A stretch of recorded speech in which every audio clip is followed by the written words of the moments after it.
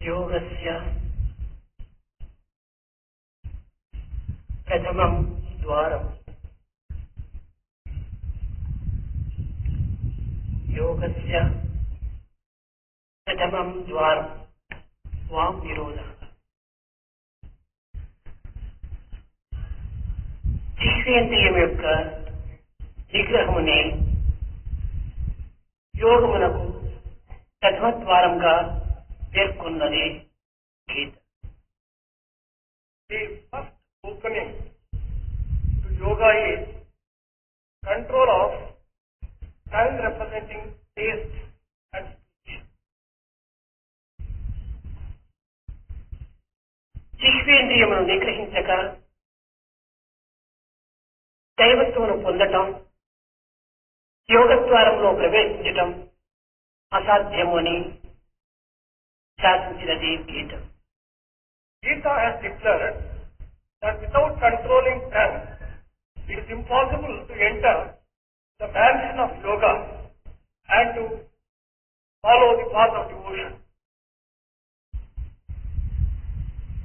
ప్రాణికి అనేక ఇంద్రియములు ఉంటున్నవి. There are a number of sense organs for every living being. అయితే కొన్ని ఇంద్రియములు మాత్రము జాగ్రత్తగా తెలిసి ఉపయోగించుకోవాల్సి వస్తుంది. But one has to use a few sense organs extremely carefully, knowing fully well the implication. ఉదాహరణములకు అగ్ని. For example, fire. ఈ అగ్నిని జాగ్రత్తగా వినియోగించుకున్నా ఇది మనకు ఉపకారిగా ఉంటుంది. దీనిని అజాగ్రత్తగా ఉపయోగించిన ఇది మనకు అపకారం చేస్తుంది.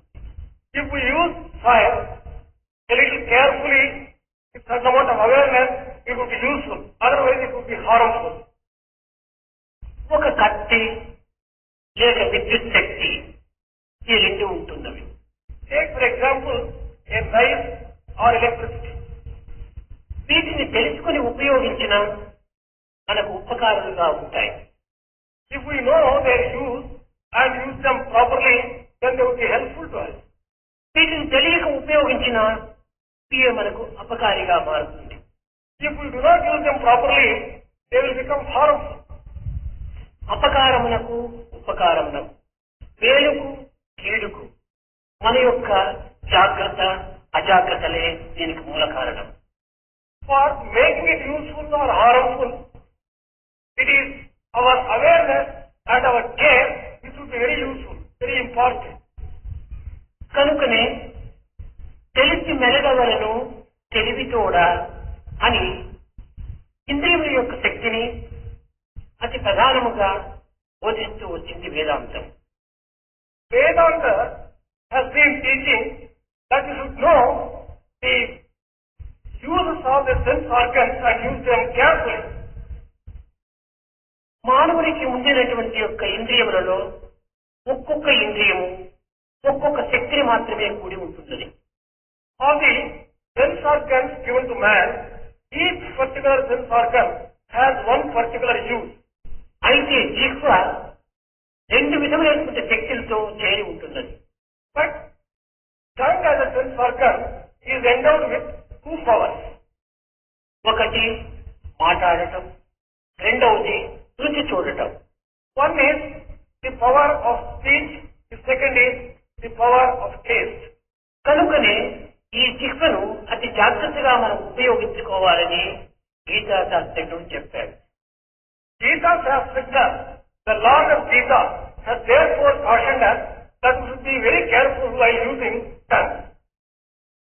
ఏ యొక్క సాధకుడు ఈ జిహ్వను అదుపులో ఉంచుకొనునో అట్టి సాధకుని యొక్క హృదయం నిర్మలమై, నిశ్చలమై, నిస్వార్థమై పరతత్వమును మాత్రం పొందుతుంది అని కూడా బోధించింది. Gita has also taught that that person who has complete control over the tongue will enable his heart to be maintained pure, steady and seeking the Lord. ఈ కారణమును పురస్కరించుకుని చాతుర్మాస వ్రతమని, ఏకాదశి వ్రతమని, ఒక్క ప్రతులని ఈ విధమైనటువంటి పరిపరి పేర్లతో దీనిని అనుభవిస్తూ వచ్చారు సాధకులు.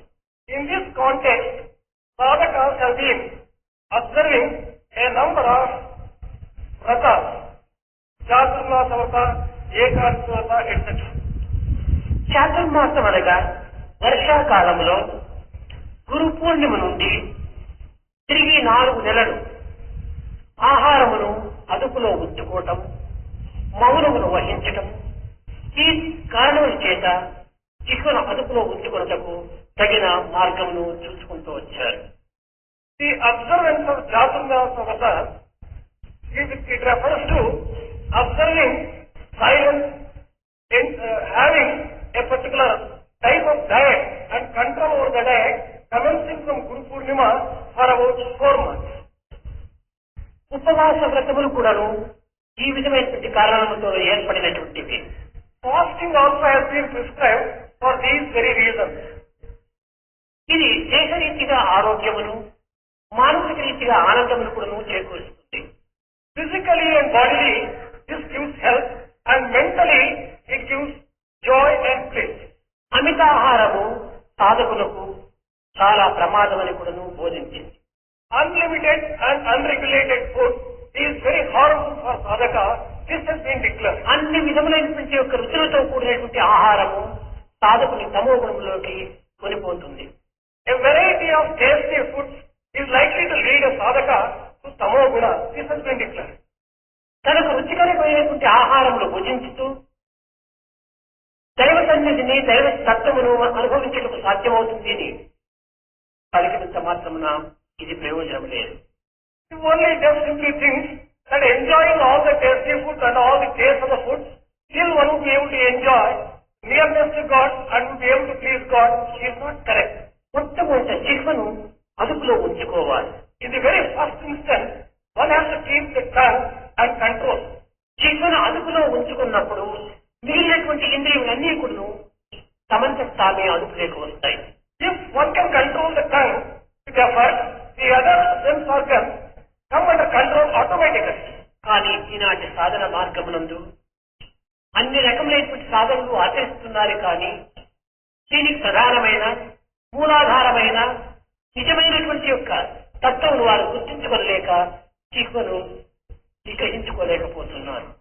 But today's sadhana, they are just trying to observe all sorts of rules and regulations. But unfortunately, they have not been able to have a control over the tongue. పాత్రలోని నీరంతా కారిపోవాలంటే 10 చిగులు ఉండనక్కర్లేదు, ఒక్క రంధ్రం ఉంటే కూడా చాలు. If the entire water in a vessel should go out by leaking, there is no need for 10 holes. Even 1 hole would be sufficient. అదే విధముగానే సాధకులకు దశేంద్రియములు కూడా అరికట్టనక్కర్లేదు, ఒక జిహ్వేంద్రియమును అరికట్టితే అన్ని విధములైనటువంటి దీని కూడాను అదుపులోకి వస్తాయి. In this context, we have to understand that we will have to control tongue basically. It is not necessary to control 10. All the other 9 sense organs will come under control if we can control tongue. జిహ్వేంద్రియమును అరికట్టుకోలేకపోవటం చేతనే మానవుని యందు అనేక విధములైనటువంటి ఉద్రేకములు, కల్లోలములు, సందేహములు, అనేక విధమైనటువంటి యొక్క మానసిక చంచలత్వమును అభివృద్ధి పరుస్తూ వచ్చింది. Because man has not been able to control tongue, he is afflicted with a number of doubts, a number of emotional turmoil and conflicts, contradictions, confusion, etc. మాటకు మించిన విలువ మరొకటి లేదు. There is nothing which is more important than the word, value of the word. కనుక మాటను అదుపులో ఉంచుకోవటము, చిక్కును అదుపులో ఉంచుకోవటము సాధకులకు ప్రధానమైనటువంటి యొక్క సాధన. The most important sadhana for every aspirant is that he has to keep primarily under strict control the control of thought, control of tongue. జీవితంలో అల్ప ఫలములు అందించేటువంటి యొక్క పదార్థములకే అనేక విధములైనటువంటి త్యాగములు చేస్తున్నారు మానవులు. In life, one can observe that even for small little things in life, a number of sacrifices have been made. డబ్బు చెల్లించలేదే అంగటిలో ఉండేటువంటి సరుకు మన హస్తములకు రావటం లేదు. We would not be able to get articles without paying for it.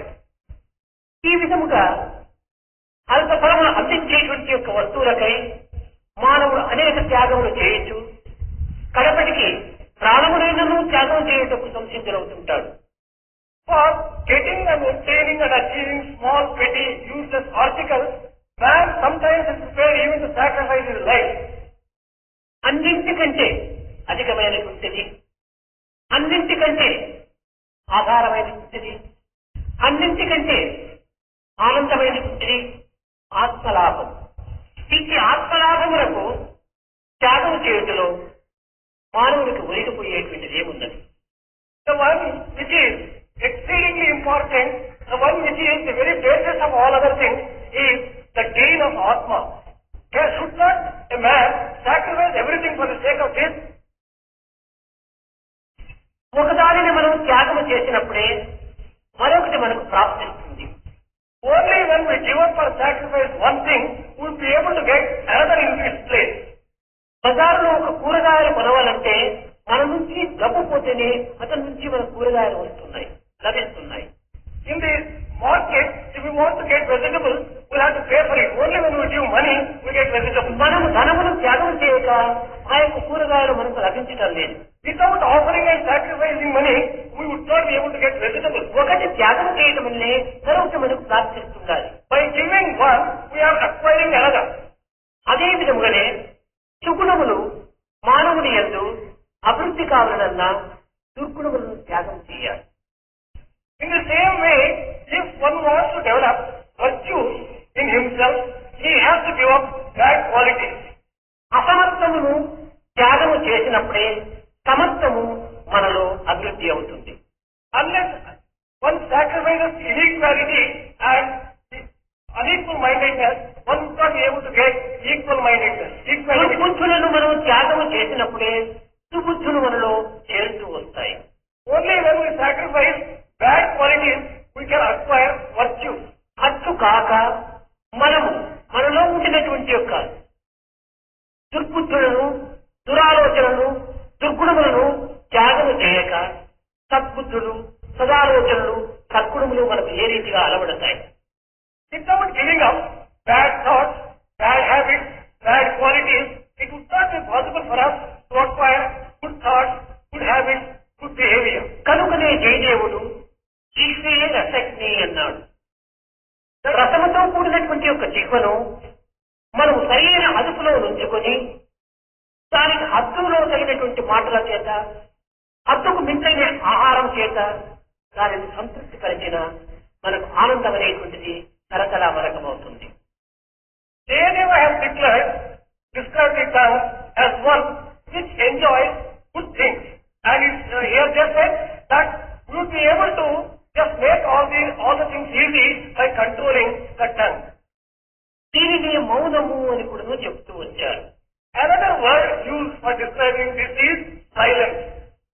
ఈ యొక్క మౌనము అనేటువంటిది కేవలము వాక్స్పందన మాత్రమే కాదు.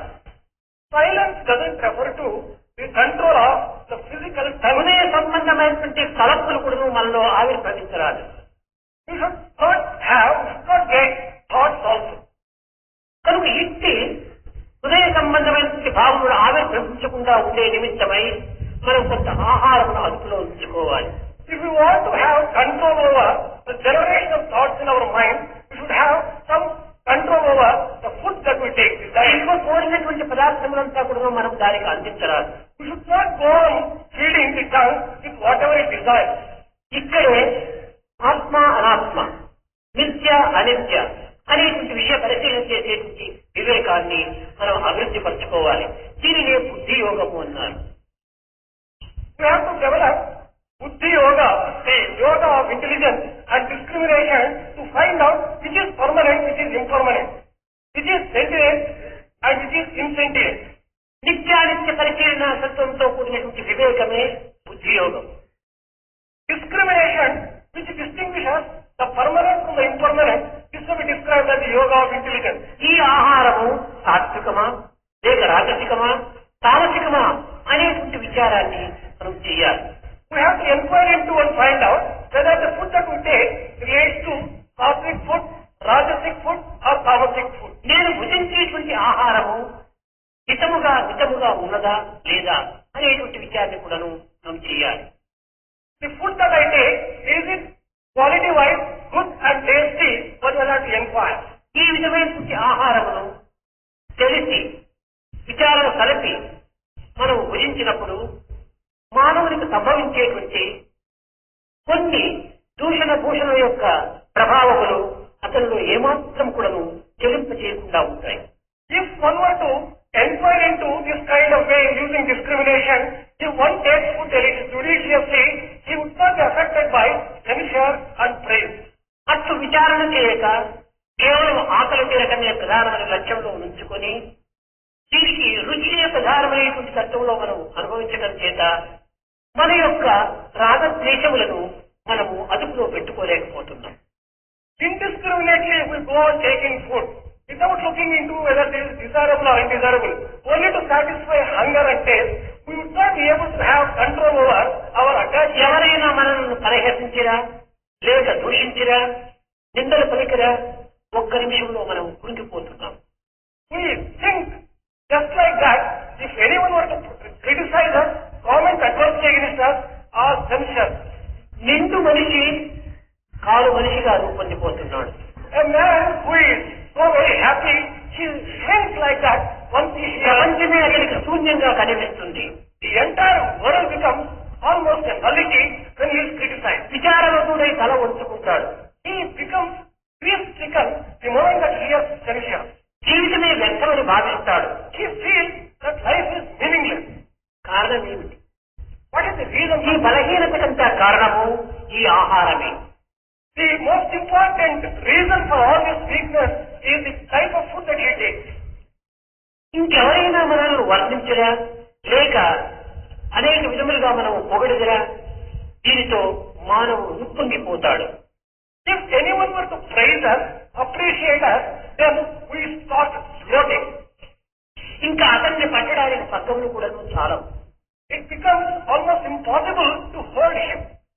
ఇలాంటి పొగడ్లకు పొంగిపోవటము సూచించటకు కుంగిపోవటము ఈ పొంగి కుంగనటువంటి యొక్క సమతత్వాన్ని అనుభవింపచేసే నిమిత్తమై ఈ ఆహార నియమమును అతి జాగ్రత్తగా అందిస్తూ వచ్చింది గీత.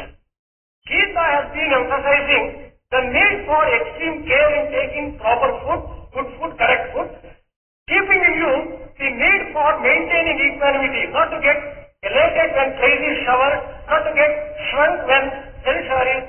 కనుకనే పాత్రశుద్ధి పాకశుద్ధి పదార్థ శుద్ధి ఈ మూడు శుద్ధులు లేకుండా ఆహారం భుజించరాదు అని శాసించింది. Therefore, it has also prescribed that there should be purity of the articles used, the purity of the vessel, the purity of the cooking process itself. పాత్ర శుద్ధి మనం వండేటువంటి పాత్ర పరిశుద్ధంగా ఉండాలి. Purity of the cleanliness of the vessel. The vessel which is used for cooking food must be absolutely clean. పదార్థ శుద్ధి అనగా ఈ పదార్థము అన్యాయంతో ఆర్జించినటువంటిదా న్యాయంతో ఆర్జించినటువంటి మన చెమటార్చి దీనిని తెచ్చుకున్నటువంటి ఆహారమా లేక దొంగలించి తెచ్చుకున్నటువంటి ఆహారమా ఇది ఏ విధంగా పరులను బాధించకుండా వచ్చినటువంటి ఆహారమా లేక పరుల యొక్క ఆనంద హృదయంతో చేకూరినటువంటి ఆహారమా అనేటువంటి ఈ పదార్థం యొక్క విచారాన్ని కూడాను మనం చక్కగా విచారించాలి. The cleanliness of the purity of the article refers to the way that we have acquired those articles which are used for cooking food. Whether these are acquired by proper means, by proper work, by the sweat of the growth or by stealing the things. అన్యాయార్జిత పదార్థము ఇది కేవలము అనారోగ్యాన్ని కలిగించటమే కాకుండా దుర్బుద్ధులను కూడా పెంచుతుంది. Articles which are acquired by improper means when they are used for food, they not merely generate bad thoughts, they will be leading us on the wrong path. పాకశుద్ధి చేసేటువంటి వారి హృదయము ఏ భావంతో ఉంటున్నది, ఎలాంటి తలంపులతో ఉంటున్నది, ఎలాంటి హృదయంతో ఈ పాకమును చేస్తున్నారు అనేటువంటి విషయాన్ని కూడా విచారించాలి. Then the next step is to inquire into what refers to the purity of cooking process itself. With what idea, thoughts and feelings the person who is cooking the food is cooking it. This has to be looked into. ఈ మూడింటిలో పాత్ర శుద్ధి మన హస్తంలో మన స్వాధీనంలో ఉన్నది కానీ పదార్థ శుద్ధి పాక శుద్ధి మన స్వాధీనంలో లేదు. We have control of the three things, the purity of the vessel, but not the other two. The purity. చేసేటువంటి వారు ఏ హృదయంతో చేస్తారో అది ఎవరికి తెలియదు. We do not know the feelings in the mind of the cook when he is cooking the food. అంగడి నుంచి తెచ్చినటువంటి ఒక పదార్థం కానీ లేక బజార్లో కొన్నటువంటి కూరగాయలు కానీ వారు దొంగిలించి తెచ్చారు, లేక వారి తోట నుంచే తెచ్చారు, ఇంకెవరికైనా మోసం చేసి తెచ్చారు, అది మనకు తెలియదు. Regarding the articles which you are buying from the shop or from the market, we do not know whether the vendor has acquired those articles either by proper means or improper means. కనుకనే పాకం అయిన తరువాత మనం పూజించిన పూర్వము బ్రహ్మార్పణం, బ్రహ్మహవిత్, బ్రహ్మార్పణం, బ్రహ్మనాహుతం, బ్రహ్మయోజేన గంతవ్యం, బ్రహ్మ ధర్మ సమాధిన అని పరమాత్మకు అర్పితముగా గావించి మనం పూజించడంలో ఈ మూడు శుద్ధులు అందులో చేరిపోతాయి. Therefore, while taking food, just before we take food, we pray and offer the entire thing to God so that everything becomes clean and pure. ఆ నిమిత్తమై ఈ విధమైనటువంటి యొక్క ప్రార్థనను అందిస్తూ వచ్చిందే కానీ కేవలం భుజించడం పూర్వం ప్రార్థన చేయాలని ఒక నిర్బంధమైనటువంటి యొక్క శాస్త్రము కాదు. The prayer which has to be offered before taking food is not to be taken as something which is imposed and which is compulsory. And it is for our own good, for attaining the purity of the food, we have to just do and pray to the God. ప్రార్థన చేయుటకు పూర్వము ఇది ఒక ఆహారంగా ఉంటుంటారు. Before you offer the prayer, the food is merely food. ప్రార్థన చేసిన తర్వాత ఇది ప్రసాదంగా మారిపోతుంది. So once you offer it to the Lord, it becomes the naivedya, the prasadam. ఈ ప్రసాదములకు ఎట్టి దోషం కూడా ఉండదు. For the one which is obtained after the prayer, there will be no defect, no flaw. పాక దోషము, పదార్థ దోషము, ఇంకా పాత్ర దోషము, మూడింటి దోషములు కూడా ఈ ప్రార్థన పరిహారం చేస్తుంది.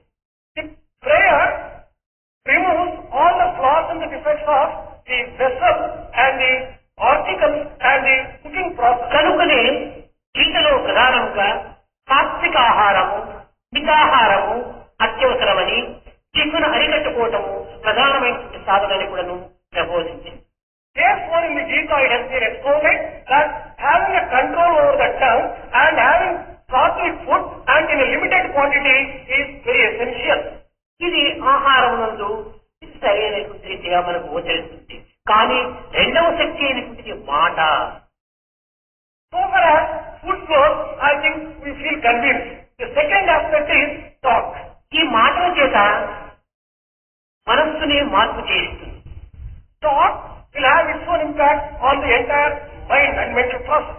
మనసుని ముక్కలు చేస్తుంది. It can cut the mind and the హృదయాన్ని బ్రద్దలు చేస్తుంది. it can break the heart. ప్రాణాన్ని అందిస్తుంది. It can kill the person. ప్రాణాన్ని అందిస్తుంది. It can give life itself. జీవాన్ని పోషిస్తుంది. It can encourage the గమ్యాన్ని life. చేరుస్తుంది. It can make one reach the ఈ goal. రెండు విధములైనటువంటి పరస్పర విరుద్ధమైనటువంటి పదములు, పరస్పర విరుద్ధమైనటువంటి ఫలితములు ఈ మాటల చేతనే చేకూరుతున్నాయి. There are these two contradictory and opposite effects. It is both by the word itself. మాటల చేత ఎంతైనా కూడాను హృదయము మారుటకు అవకాశం ఉంటుంది. By using words, it is possible to transform the mind. మానసిక పరివర్తన అంతే కూడాను మాటలతో కూడి ఉంటుండాలి. Entire mental transformation takes place by words, proper words. కానీ అనేక మంది విజ్ఞానులు దీనిని విశ్వసించరు. A number of scientists unfortunately don't believe this. మాటల చేత మనసులు మారటం ఎట్లా సాధ్యమవుతుంది? They say, how is it possible to transform the mind by mere words? దీనికి ఎట్టి పరిశోధనలు కావాలి.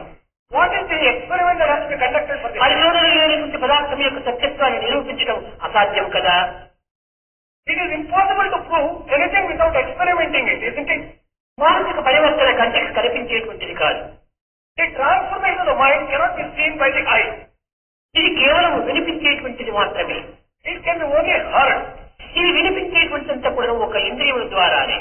All that one can hear is only through sense organ ear. ఇలాంటి మాటల చేత మనసు యొక్క పరివర్తన సంభవిస్తే అని వారు వాదిస్తారు.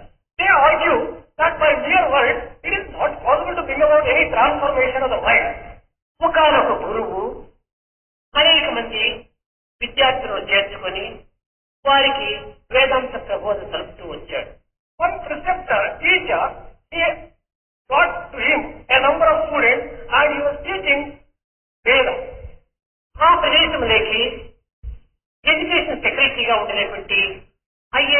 ఆఫీసర్ ప్రవేశించాడు.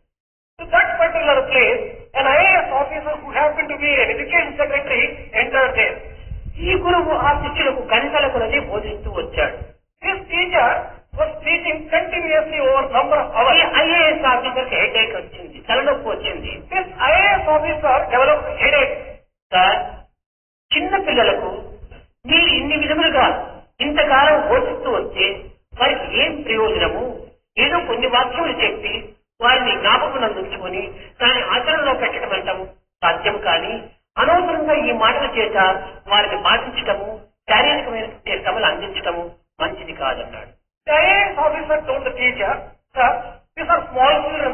There is no need unnecessarily to bother them for hours together with such long lectures, which will be ఈ useless. చిన్న పిల్లలకు వేదాంత ప్రబోధలు కేవలం తలకెక్కవు అన్నాడు.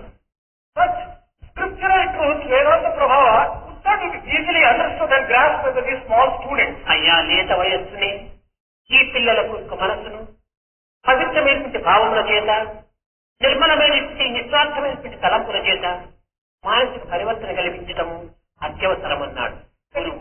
The teacher said that only in the young age, impressionable age, we'll have to just see and teach them things which can clear their heart and put them on the right path from the very beginning. ఈ మాటలలో నాకు విశ్వాసం లేదు. IAS officer said, "I don't believe in all these words." మాటల చేత మనసులు ఏ విధంగా మారుతుంది? మారడానికి సాధ్యం కాదు అన్నాడు. How can words transform a mind? I don't think it is ever possible, he said. ఈ గురువు అనేక విధములుగా కూడాను అతనికి నచ్చ చెప్పడానికి అనేక విధమైనటువంటి ఉదాహరణలు చెప్పాడు. The teacher, in a number of ways, tried to convince him by different explanations. కానీ ఈ ఐఏఎస్ ఆఫీసర్కు అర్థం కాలేదు. But this IAS officer did not follow. అతి విద్య కొంతవరకును మతిహాని కలిగిస్తుంది. Too much of education sometimes results in some kind of badness. అనుమానాలు అధికం గావిస్తుంది. Increasing doubts will emerge. తెలివితేటలను పెంచుతుంది కానీ గుణమును చించుతుంది. It improves and encourages cleverness, but it brings down the virtues. చెప్పినంతసేపు చెప్పాడు ఈ అధ్యాపకుడు. This teacher tried his best and explained as much as he could. ఇంకా అతనికి కార్యరూపములో అతనికి సరైనటువంటి ఆన్సర్ అనగా జవాబునివ్వడానికి పూనుకున్నాడు గురువు. The teacher resolved to prove to that officer in the form of an actual విద్యార్థులలో చిన్న వాణిని లేపాడు. The teacher asked the youngest of the students to get up. బాలక, నీవు వెళ్ళి ఈ ఐఏఎస్ గొంతు పెట్టి బయటకు నెట్టు అన్నాడు. He told that small young kid, "Hey, you go and let this IAS officer out physically." ఈ మాట వినేటప్పటికి ఐఏ ఆఫీసర్ మండిపోయాడు. The moment he heard this IAS officer was పట్టలేని కోపం ముట్టిపడింది. he was very much enraged. నీ ఎవరనుకున్నావు? నేను పెద్ద ఆఫీసరు, ఈ విధంగా చిన్న పిల్లవాడితో నన్ను మెడబెట్టి బయటకు నెట్టిస్తున్నావా? ఎంత గర్వము, ఎంత అహంకారము అని అనేక విధములుగా కేకలు వేస్తూ వచ్చాడు. He began shouting, "Who do you think I am? I am an IAS officer. You are asking this small child to let me out. It is not proper." అప్పుడు ఈ గురువు నవ్వుతూ చెప్పాడు, సార్, మిమ్మల్ని కొట్టలేదు, కొరకలేదు, ఒక్క మాటే కదా మీ మనసు ఇంత మార్పు చేసింది. This teacher then told the officer, "Well, sir, I did not just beat you or hit you. By mere word you are just getting hurt. నీకింత కోపంగా మనసు మారడానికి కారణం ఏమిటి? I would like to know what is the reason for you are becoming so మాటే angry." కదా. It is word, isn't it? కనుక ఈ మాట ఇన్ని విధములుగా హృదయాన్ని మార్పు చేయడానికి శక్తివంతమైనది అన్నాడు. Therefore, he said that word is capable of doing so much of harm or good. అతనికి పర్సనల్ ఎక్స్పీరియన్స్ కావటం చేత తాను నెమ్మదిగా బయటికి వెళ్ళాడు. As this officer acquired personal experience, coolly he walked out. మాట అనేది శక్తివంతమైనటువంటి Word is extremely powerful. ప్రపంచమునే కూడా నువ్వు కాల్చివేస్తుంది మాట. It can destroy the world itself. ధృతరాష్ట్రుడు అనేక విధములైనటువంటి మాటలు చెప్తూ వచ్చాడు. Dhritarashtra was explaining in a number of ways. దీనిని వింటూ విదురుడు చాలా బాధపడుతూ వచ్చాడు. After listening to this, Vidura was put to a lot of mental agony. సూటైనటువంటి ఖడ్గముతే చెట్టు కొట్టినప్పటికీ చిగురు వేస్తుంది అన్నా. Brother, even if you were to cut a tree, it can sprout. కానీ మాటల చేత విరిగినటువంటి మనసును అతుక్కోవడానికి వీలు కాదన్నాడు. But if you break a heart or a mind by word, it is not possible to again make it one. ఇనుమునైన కూడాను ఇమ్మారు ముమ్మారు కాల్చి అతకవచ్చు కమ్మలేడు. It is possible for a blacksmith to make a pieces of iron into one piece by a particular process. మనస్సు విరిగినేది మరి పెట్టగలరా? But it is not possible once the mind is కనుక broken. మనసును విరిగించడానికి కానీ మనసును అరిగించడానికి కానీ అతికించడానికి కానీ మాటనే కారణం. It is a word which can cause trouble and which can give joy. కనుక మనం మాట్లాడేటువంటి మాటలు పనులను బాధ పెట్టకుండా, పనులకు ఏ విధమైనటువంటి కష్టం కలగకుండా దీనిని ఉపయోగపెట్టాలి. Therefore, the words which we use should be such that they do not hurt others, they do not give any pain to others. కాలు జారితే కలుగదు నష్టం, నాలుక జారితే నరకమేరా. If you want to slip physically, there may not be much of problem. But if you want to slip your tongue, if you wrongly use the tongue, కాలు జారి పడినామంటే గాయం మనకు కనిపిస్తుంది. డాక్టర్కి పోయి చూపించి దానికి బ్యాండేజ్ కట్టి దాన్ని మార్పించుకోవచ్చు. if you want to slip and fall, there may be a small wound, you can get it dressed and it can be cured. కానీ మాట చేత మనసుకు తగినటువంటి గాయము కంటికి కనిపించదు. But if you want to hurt the mind of a person by harsh words, ఈ గాయమును మాన్పేటువంటి డాక్టర్ని ఎవ్వరూ జగత్తులో లేరు. the wound that is caused to the mind cannot be cured by any doctor in the world. కనుక ఇతరుల మనసును నొప్పించేటువంటి మాటలు మనం ఏమాత్రం కూడాను ఉపయోగించరాదు. Therefore, we should never use words which are likely to hurt others' feelings.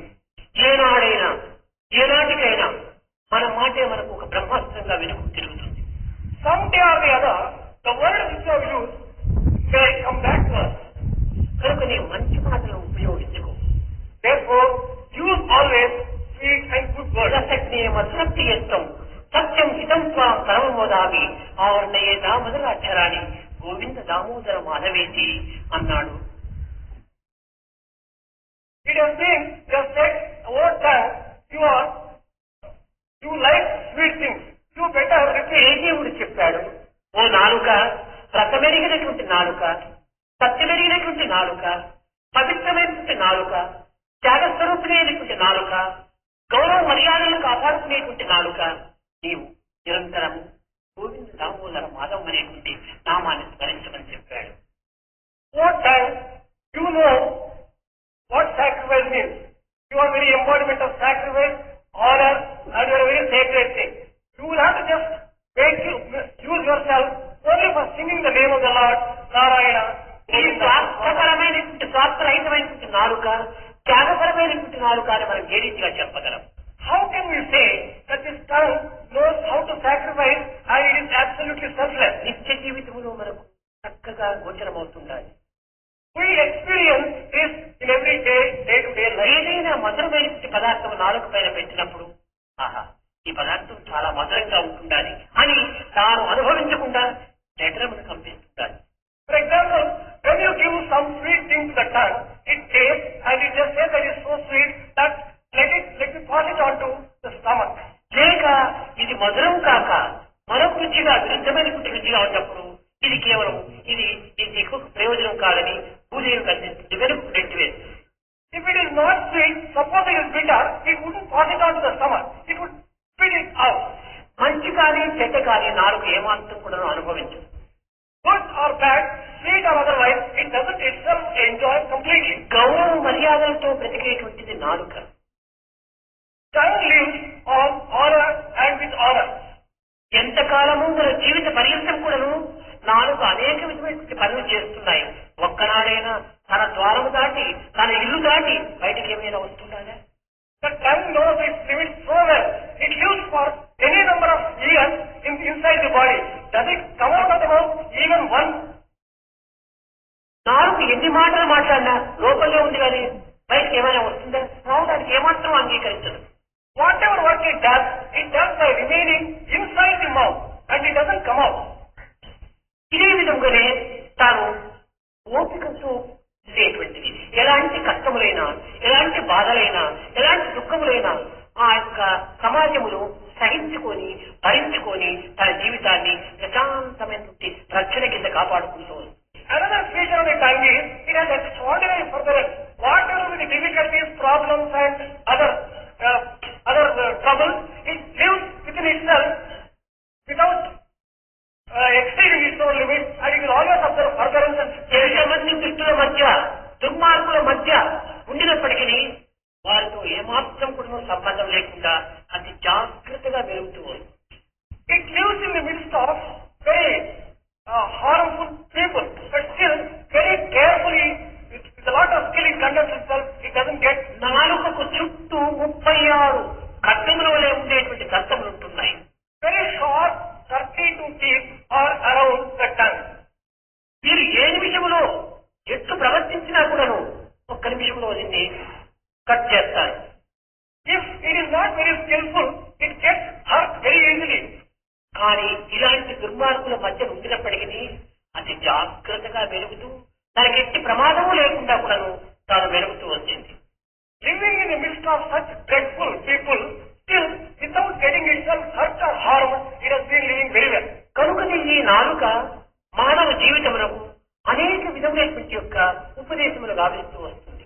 In this way, tongue has been teaching quite a few important lessons which are useful to నాయన, man. నీవు ఎంతమంది దుర్మార్గుల మధ్య ఉండినప్పటికీ వారితో ఏమాత్రం కూడాను కలగించక, వారి దారికి పడక నీవు తప్పించుకొని తిరగమని బోధిస్తుంది. It has been teaching, you may be in the midst of very difficult people to live with, but still, with a lot of care, with a lot of furtherance and skill, you should be able to just live a happy life. కానీ ఈనాటి మన పరిస్థితి దుర్మార్గుల మధ్యలో మనం చేరించమంటే మనం కూడా దుర్మార్గులం అయిపోతున్నాం. But today's circumstances are such that once we just get in touch with bad people, we also tend to become very మన bad. సద్గుణములను, మన సద్భావములను, సత్ప్రవర్తనను ఒక్క క్షణంలో మనం కోల్పోతున్నాం. All the good qualities, all the good feelings, good thoughts, good behavior, in a moment we lose all that. కనుకనే ఇలాంటి పరిస్థితులకు మనం గురి కాకుండా ఉండే నిమిత్తమై మన జీవన మొట్టమొదట అరికట్టుకోమని బోధిస్తూ వచ్చింది. In order that we do not suffer any such bad consequence, it has been said that first control your tongue. నేను అనేక పర్యావరణ పిల్లలకు చెప్తుంటాను, ఆయన అధికంగా మాట్లాడకండి. ఎందుకంటే వారికి అర్థమయ్యే రీతి లోపల మనలో ఉండేటువంటి దివ్యశక్తి, ఆత్మశక్తి అనేక విధములుగా కూడా వ్యక్తమైపోతుంటాయి. Swami would be telling quite often to the students, dear students, you should not talk much. The divine energy which is in you would be wasted by such అధిక talk. మాటల చేత మనకు జ్ఞాపక శక్తి క్షీణిస్తుండాలి. By too much of thought, the memory power would be lost. బలహీనత, నరముల యొక్క బలహీనత ఏర్పడుతుండాలి. There would be weakness developed in the body. అది త్వరలోపలే వృద్ధాప్యం కూడా వస్తుండాలి. Premature old age would be the result of it. అంతే కాకుండా ఒక చెడ్డ పేరు కూడా గురి అయిపోతున్నాం. Not only that, one may get a bad name also.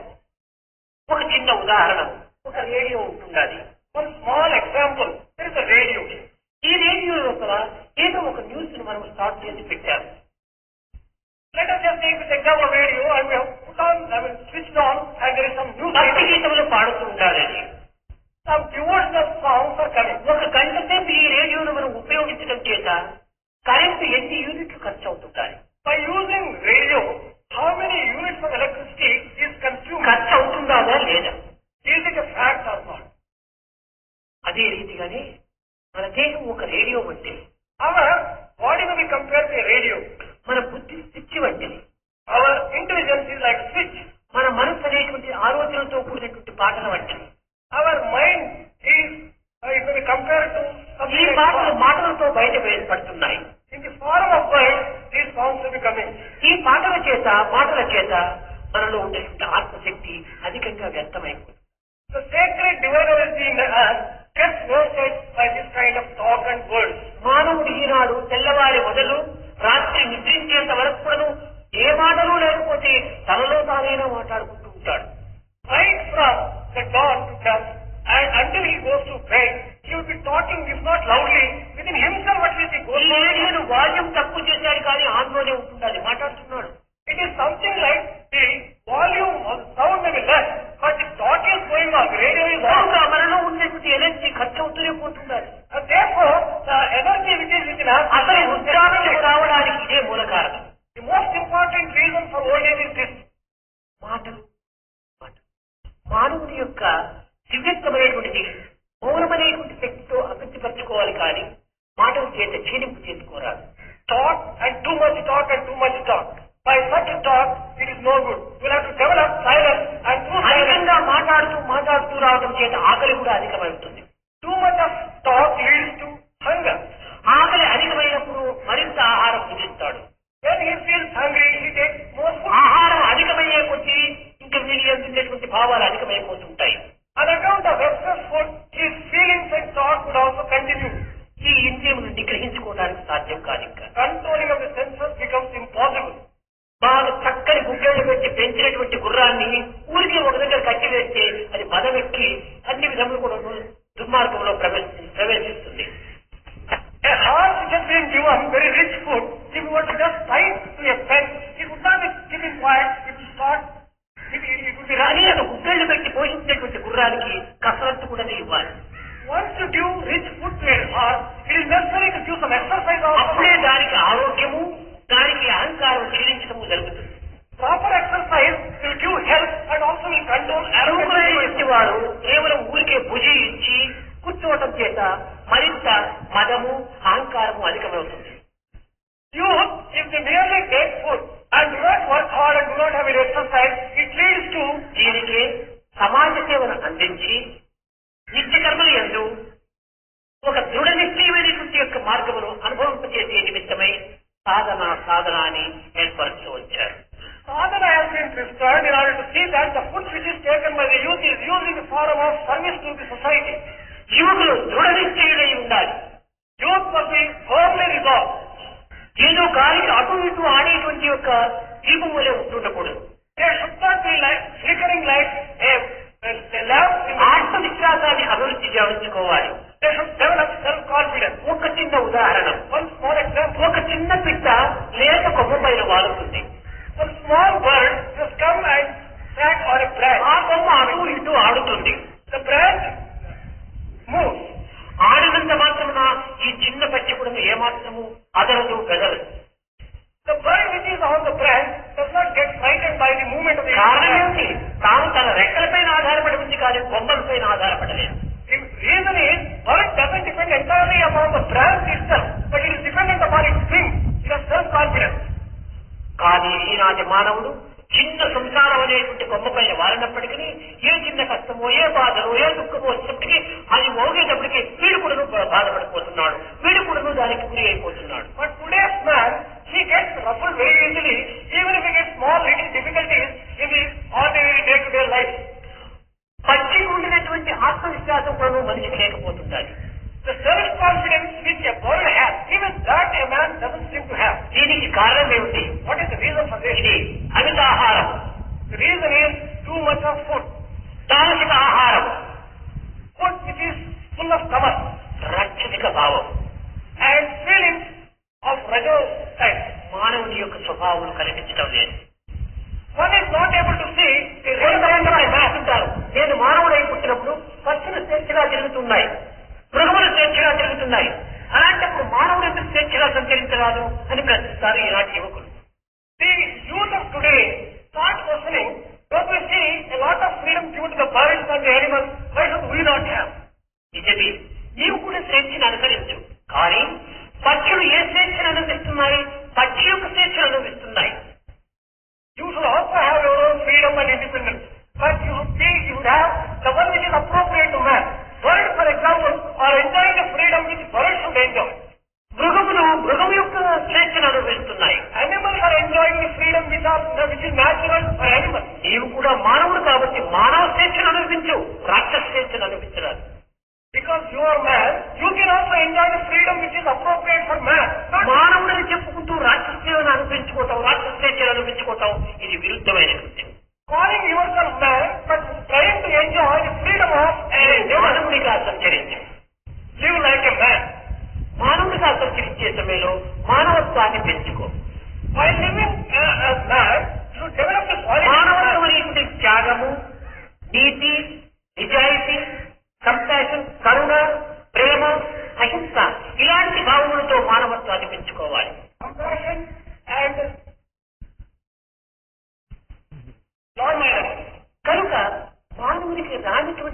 లేనటువంటి గుణములను మనము కోపము, అసూయ, త్యాగము లేకుండా ఒక విధమైనటువంటి స్వార్థము ఇలాంటి దీంతో మనం పెరుగుకోవడం చేత మనం ఒక విధమైనటువంటి మృగ లక్షణాలను పెంచుకునేటువంటి వారం అవుతాం. But we are developing qualities which are appropriate for animal life, selfishness and anger, hatred, jealousy and the like.